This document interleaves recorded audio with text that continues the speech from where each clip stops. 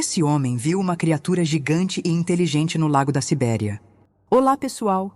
Prepare-se para ouvir um dos relatos mais assustadores, impressionantes e misteriosos já registrados em uma das regiões mais isoladas e inóspitas do planeta. Uma história real que permaneceu escondida por décadas e que até hoje é cercada por silêncio, medo e segredos mantidos a 7 chaves. Tudo começou no coração congelado da Sibéria, mais especificamente no remoto lago Labinkir, localizado em meio à vastidão da tundra gelada da Iacútia. Esse é um lugar onde o frio, o isolamento e o desconhecido dominam a paisagem, e onde a própria natureza parece esconder segredos que desafiam a compreensão humana. Era o dia 12 de julho do ano de 1964. Naquela época, a União Soviética investia pesadamente em missões científicas destinadas a explorar os recursos naturais dos territórios mais extremos do país. Uma dessas missões foi organizada com o objetivo de estudar as águas misteriosas do lago Labinkir. A proposta, aparentemente simples, era mapear o fundo do lago, analisar sua fauna aquática e verificar seu potencial pesqueiro. No entanto, nenhum dos envolvidos estava preparado para o que iriam testemunhar naquele lugar. A expedição era formada por 3 pessoas altamente capacitadas. O líder do grupo era Viktor Nikolaevich Tverdoklebov, um biólogo renomado, especialista em lagos e ecossistemas extremos. Acompanhando-o estava Galina Ivanovna Savelieva, uma hidrobióloga de vasta experiência em águas profundas, e Semyon Gavrilovich Mestnikov, um guia local, descendente dos povos nativos da Iacútia. Semyon não era apenas um guia. Ele carregava em seu sangue o conhecimento ancestral das lendas e dos mistérios que cercavam aquela região inóspita. O dia amanheceu de forma surpreendentemente tranquila. O céu estava limpo, o vento era quase inexistente, e para os padrões da Sibéria, a temperatura estava incrivelmente amena, em torno de 18 graus positivos. No entanto, algo no silêncio do ambiente parecia inquietante. Semyon, observando atentamente o lago, rompeu o silêncio com um alerta que deixou todos desconfortáveis. Existe algo aqui, algo que nossos ancestrais chamavam de o dono do lago, e ele não gosta de ser incomodado. Os cientistas, como era de se esperar, reagiram com ceticismo. Acostumados a desmistificar lendas com fatos e dados, seguiram em frente com os preparativos da missão. Montaram os equipamentos, calibraram os instrumentos e iniciaram a operação de um sonar avançado, recentemente enviado de Leningrado, que permitiria mapear as profundezas daquele lago misterioso com precisão nunca antes alcançada na região. As primeiras leituras foram exatamente como esperado.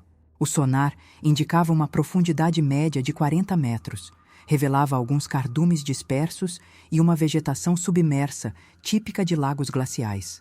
A tensão do grupo parecia se dissipar à medida que os dados se mostravam dentro dos padrões científicos. Porém, essa tranquilidade não duraria muito tempo. Por volta das 11h45 da manhã, algo completamente fora do comum apareceu na tela do sonar. Um sinal gigantesco, sólido, apareceu a 55 metros de profundidade. O objeto tinha aproximadamente 20 metros de comprimento e mais de 3 metros de largura. A princípio, Victor cogitou ser um grande tronco submerso, uma formação rochosa ou até um erro de calibração do equipamento. Enquanto discutiam possíveis explicações, perceberam que o sinal não permanecia estático. Lentamente, ele começou a se mover, de forma precisa, controlada, como se estivesse patrulhando o fundo do lago. Não era arrastado pela correnteza, nem flutuava.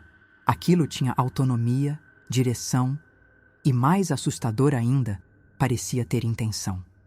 Semyon empalideceu instantaneamente ao observar o comportamento do sonar.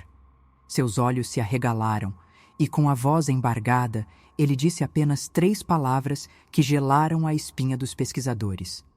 Ele acordou. A tensão no barco se tornou quase insuportável. O silêncio foi substituído pelo som rítmico e ansioso do sonar, que seguia acompanhando aquele colosso submerso. Minutos depois, algo ainda mais estranho começou a acontecer. A temperatura da água, que nas camadas profundas deveria estar abaixo de zero devido às condições extremas do lago, começou a subir rapidamente. O termômetro marcava 4 graus positivos. A pergunta que pairava entre eles era inevitável. O que, em nome de tudo, poderia estar gerando tanto calor debaixo d'água? Apesar do medo crescente, os cientistas decidiram prosseguir com as investigações. No dia seguinte, lançaram uma câmera subaquática equipada com luzes de alta potência. À medida que o equipamento descia lentamente, as imagens mostravam o esperado: fundo lodoso, pedras dispersas, alguns troncos afundados. Tudo parecia normal, até que começaram a surgir no lodo marcas que nenhum deles conseguia explicar.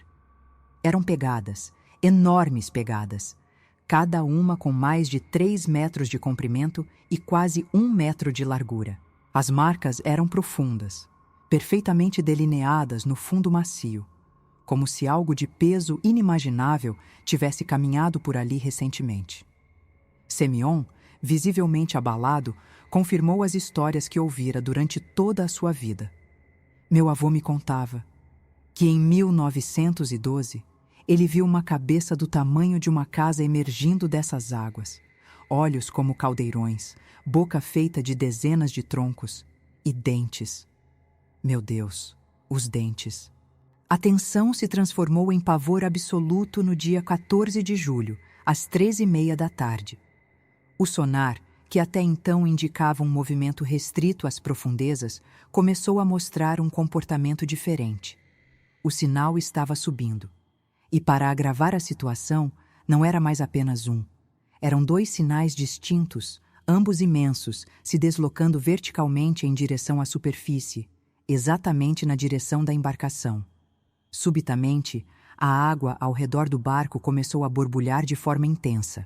Bolhas gigantescas subiam em velocidade, rompendo a superfície e formando círculos concêntricos.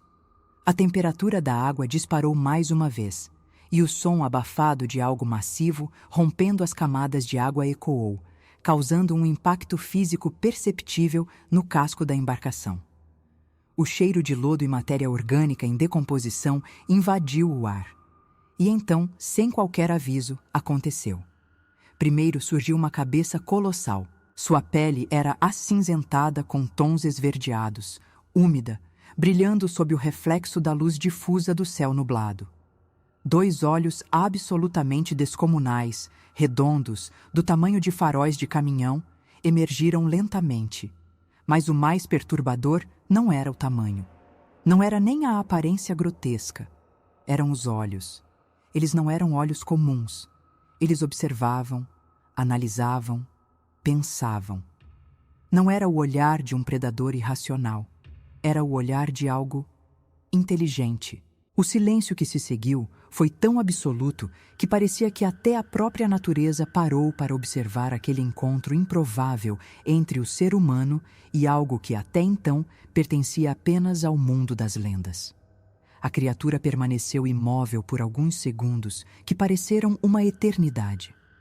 Seus olhos se moviam de forma lenta, quase meticulosa, passando de Victor para Galina e depois para Semyon, como se avaliasse cada um deles, tentando compreender suas intenções. O som da respiração pesada do animal podia ser ouvido claramente, um som grave, profundo, que fazia vibrar o ar ao redor. Nenhum deles ousava se mexer. Nenhuma palavra foi dita. A única reação veio de Semyon, que, tomado por um instinto ancestral, retirou lentamente o chapéu, curvou levemente a cabeça e, em tom baixo, quase sussurrando, disse: "Perdoe-nos, não queremos te perturbar." E então, algo absolutamente desconcertante aconteceu. A cabeça colossal da criatura inclinou-se ligeiramente para o lado, em um gesto que parecia refletir compreensão. Era como se aquele ser estivesse, de fato, processando o que estava acontecendo. Não havia agressividade em seus olhos, tampouco medo. Havia curiosidade e algo que só pode ser descrito como consciência. Após alguns segundos, que pareciam desafiadores para qualquer conceito racional, o gigante lentamente começou a recuar. Seu pescoço, grosso como um tronco de árvore, foi desaparecendo nas águas escuras, seguido da cabeça, até que restaram apenas as ondulações circulares na superfície do lago. O grupo permaneceu imóvel por longos minutos, tentando assimilar o que haviam acabado de testemunhar. O coração de cada um batia tão forte que parecia ecoar no silêncio ao redor. Victor, pálido como nunca antes em sua vida, segurava firme na borda da embarcação, enquanto Galina tremia visivelmente, lutando para manter o controle emocional. Semyon, apesar do medo estampado no rosto, parecia ser o único a compreender, de forma intuitiva, o que aquele encontro significava. Ele nos deixou ir, porque não representamos ameaça, murmurou, ainda sem levantar os olhos. Mas a tensão estava longe de terminar. No amanhecer do dia seguinte, enquanto desmontavam parte dos equipamentos para avaliar a possibilidade de encerrar a expedição, um movimento chamou a atenção de Galina. Ela apontou para a margem leste do lago, onde algo grande parecia se mover sob a lâmina d'água, próximo à vegetação ribeirinha. Victor rapidamente ajustou as lentes do binóculo e, para seu espanto, viu não uma, mas 3 criaturas. 2 indivíduos tão grandes quanto o que haviam visto no dia anterior, e um consideravelmente menor, que nadava de forma mais desajeitada, mas visivelmente acompanhado pelos adultos. A cena, ao mesmo tempo hipnotizante e aterrorizante, mostrava claramente que os 2 adultos pareciam estar ensinando algo ao menor.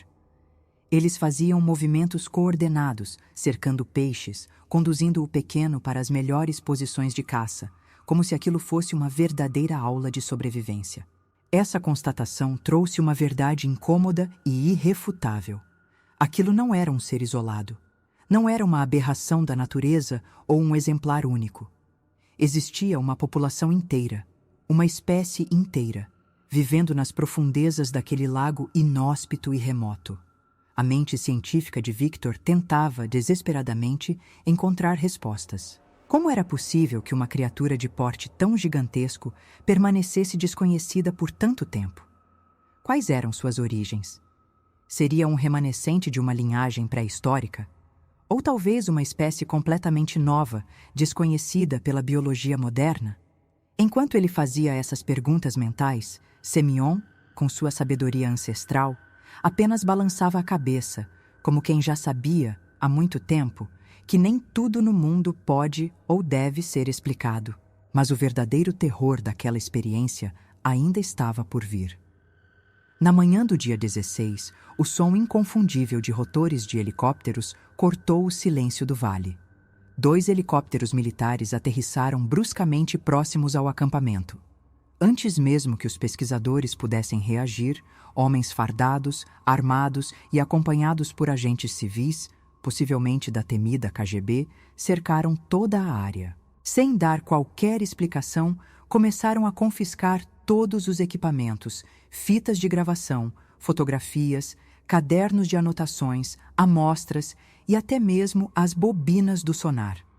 Um dos oficiais, falando de maneira seca e autoritária, comunicou que, a partir daquele momento, toda a área estava sob jurisdição militar. Nenhum civil poderia permanecer ou retornar ao lago sem autorização expressa do governo soviético.